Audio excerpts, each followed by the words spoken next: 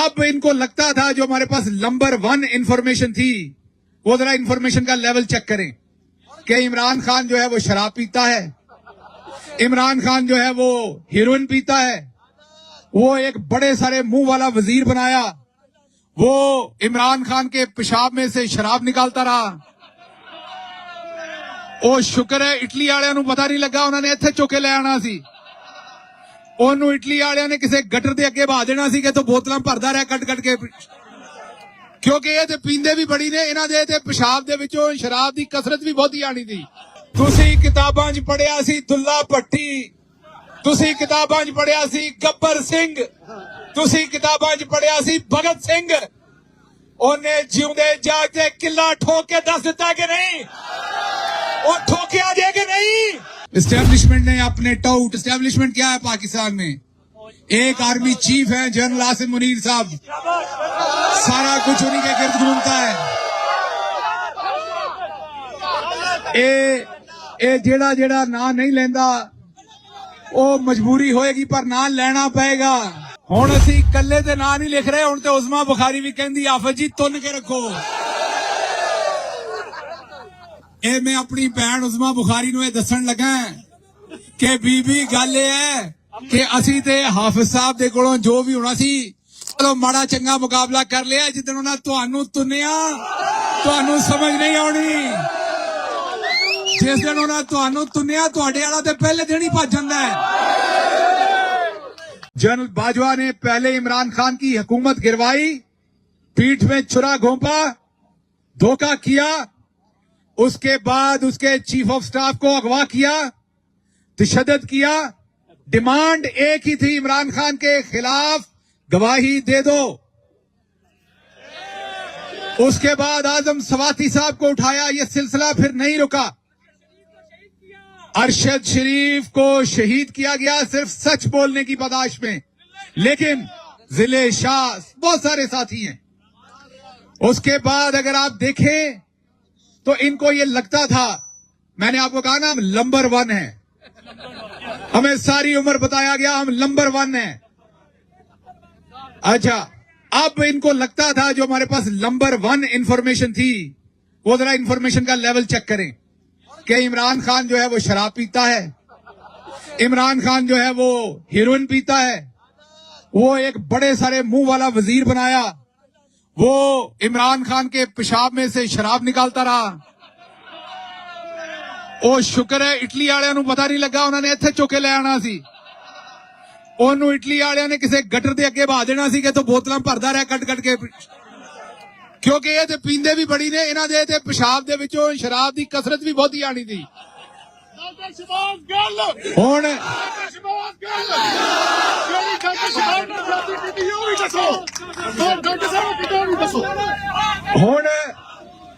उसके बाद इनको लगता ये था, ये सारी इंफॉर्मेशन के बाद कि इमरान खान जो है उसको हमने पकड़ना है, जेल में डालना है, अगले दिन शाम को खान साहब ने कहना माई बाप मुझे बताएं मैंने कहां साइन करने,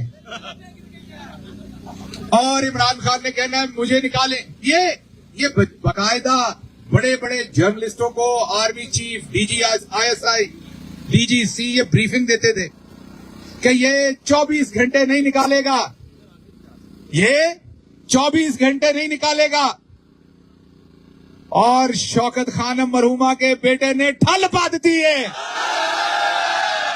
अगों जो भी होए वो मेरे रब नू पता है, पर ये दसो तुहानू स्वाद दिता है कि नहीं।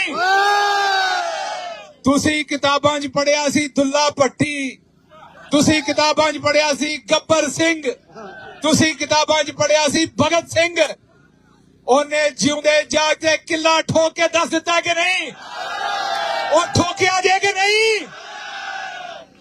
ਤੇ ਮੈਂ ਸਿਰਫ ਇੱਕੋ ਹੀ ਗੱਲ ਕਰਨਾ ਹੈ, ਜਾਂ ਤੇ ਕਿੱਲਾ ਪੁੱਟ ਲਓ ਤੇ ਜਾਂ ਇਸ ਕਿੱਲੇ ਦੇ ਨਾਲ ਬੱਧੇ ਜਾਓ, ਇਸ ਤੋਂ ਇਲਾਵਾ ਚਾਰਾ ਨਹੀਂ ਹੈ। ਔਰ ਕਿਸਮਤ ਹਮੇਸ਼ਾ ਦਲੇਰਾਂ ਦਾ ਸਾਥ ਦਿੰਦੀ ਹੈ। ਇਹ ਜਿਹੜੀ ਆਵਾਮ ਖਲੋਤੀ ਹੈ ਨਾ, ਜੋ ਕੋਈ ਇਮਰਾਨ ਖਾਨ ਦਾ ਰਿਸ਼ਤੇਦਾਰ ਨਹੀਂ ਹੈ, ਇਹਨਾਂ ਦੇ ਵਿੱਚੋਂ ਕੋਈ ਸ਼ਖਸ ਜਿਹੜਾ ਉਹਨੂੰ ਇਮਰਾਨ ਖਾਨ ਨੇ ਜ਼ਾਤੀ ਫਾਇਦਾ ਨਹੀਂ ਦਿੱਤਾ, ਲੇਕਿਨ ਇਹ ਕਿਉਂ ਖਲੋਤੇ ਨੇ ਉਹਦੇ ਨਾਲ, क्योंकि वो हक सच से खलोता दलेर है। ये लोग गैरतमंद लोग ने दलेर दे नाल खलोना। पिछले 3 से 4 दिन से एस्टेब्लिशमेंट ने अपने टाउट, एस्टेब्लिशमेंट क्या है पाकिस्तान में, एक आर्मी चीफ है जनरल आसिम मुनीर साहब, सारा कुछ उन्हीं के गिर्द घूमता है। ए जेड़ा जेड़ा ना नहीं लेंदा वो मजबूरी होएगी पर ना लेना पएगा। ये जदों तक खत दे उत्ते सरनामा ना लिखो खत तोड़ नहीं अपड़दा। इस वास्ते सरनामा लिखो आसिम मुनीर साहब दे नां ते हुण असी कल्ले दे नां नहीं लिख रहे। हुण ते उज़मा बुखारी भी कहंदी आफत जी तुन के रखो। ए मैं अपनी भैन उज़मा बुखारी नूं दस्सण लगा कि बीबी गल है कि असी ते हाफिज साहब दे कोलों जो भी होना सी चलो माड़ा चंगा मुकाबला कर लिया। जिदन उन्हां तुहानूं तुनिया तुहानूं समझ नहीं आउणी। जिस दिन उन्हां तुहानूं तुनिया तुहाडे वाला ते पहले दिन ही भज जांदा है। इसलिए चौधरी निजामुद्दीन साहब बस करो, हार गए जे। जदों बंदा तुसी 8 फरवरी नूं हार गए सो। ओ एक गल याद रखो, खिडारी और मर्द वही हुंदा है जदों हार जाए तो मन ले। 8 फरवरी तो पहला तुसा पूरा जोर मारिया, तुसा बल्ले दा निशान खोलिया, पार्टी तड़वाण दी कोशिश की। केड़ा काम है जेड़ा नहीं कीता? तुसा ओ काम कीते जेड़े पाकिस्तान च कदे किसी ने सोचे नहीं सी। माड़े तो माड़ा डाकू भी होए ना, ओ किसी दी धी पैण दे उत्ते हथ नहीं पाउंदा।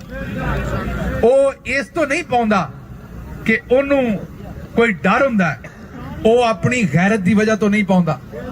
ओनू ओ ये हुंदा है कि मेरी मां दी तरबियत ते सवाल चुकिया जाएगा। इस इलेक्शन च ना कोई मां छड्डी, ना कोई भैन छड्डी, ना कोई बुजुर्ग छड्डिया। हर बंदे नाल जुल्म कीता गया। इन्हां दा रौला एक ही सी, ये हमेशा मशहूर करते सन कि असी बंदे बनाने हैं ते असी सुटते हैं। ये तोबा नौज बिल्ला खुदा बने सन कि जिन्हों असी चाहने असी ओनू जिता देने हैं। इन्हां ने यही इमेज कायम किया कि 8 फरवरी नूं जेड़ा इलेक्शन होना है, चेते करो सोहेल वड़ैच साहब दसदे सन, दूजे सहाफी दसदे सन, वो पता नहीं अन्न बहुता खाण डे सन उन्हां दिनां च। चलो जे बहुता अन्न खांदे सो ते किते कड्डदे भी होवोगे, ते जदों कड्डदे सो तजजिया उस तो बाद कर लेना सी। पता नहीं वो कोई सिर नूं चढ़िया सी की सी।